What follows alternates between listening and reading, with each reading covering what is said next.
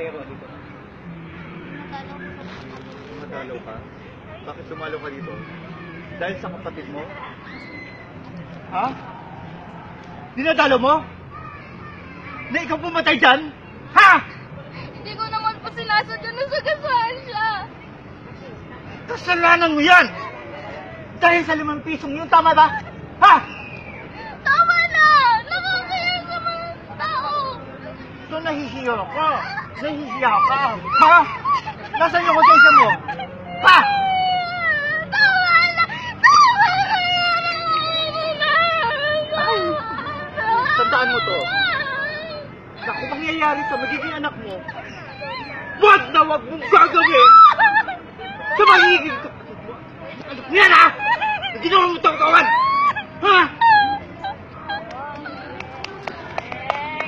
Ganun. Ikaw na.